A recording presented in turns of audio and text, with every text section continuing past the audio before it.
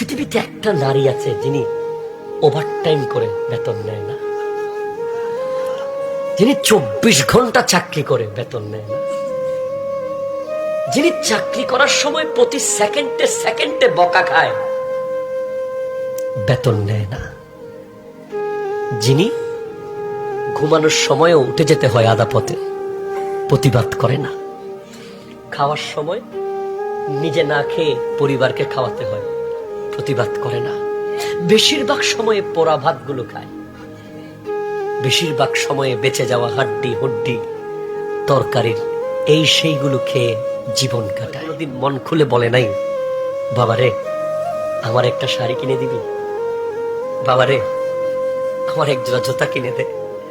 আজ আপনার কোটি টাকা, মা তো নাই, আজকে আপনার শাড়ি কিনে দেওয়ার তৌফিক হয়েছে, মাকে আপনি আর পাবেন না। বাবা তো প্রতিদিন চাকরি ছেড়ে দিতে চায়, বসের গালি খেয়ে, বসের বকা খেয়ে কত রকমের কথা শুনতে হয় অফিসে, কত রকমের কথা শুনতে হয় কাজের জায়গায়।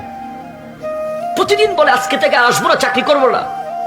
বাসায় গিয়ে যখন আমাদের মুখটা দেখে আবার বলে আমার ছেলেগুলো কেমনে কি খাবে, আবার চলে যায় চিঠি, যার গেঞ্জিগুলো ছিঁড়া গর্ত গর্ত হয়ে যায়, তার নাম বাবা, ঠিক না? আমি তো বলি পৃথিবীর সমস্ত মুচি যারা জুতা সেলাই করে ওদের সবার ব্যবসা বন্ধ হয়ে যেত যদি পৃথিবীতে বাবা না থাকতো। কারণ পৃথিবীতে যত জুতা সেলাই হয় তার মধ্যে আপনি খবর নিয়ে দেখেন 70 থেকে 80-90% জুতা বাবাদের জুতা। তারা নতুন জুতা কিনতে ভয় পায়, এই টাকা আমি যদি এত দামি নতুন জুতা কিনে ফেলি, আমার ছেলে কি খাবে, আমার মেয়ে কি খাবে। বাবারা কোথাও গেলে এক টুকরো গোশত পেলেও মনে মনে ভাবে যে পকেটে করে নিয়ে যাই, বাসায় আমার মেয়েটা আছে, তার নাম বাবা, ঠিক কিনা জোরে বলেন।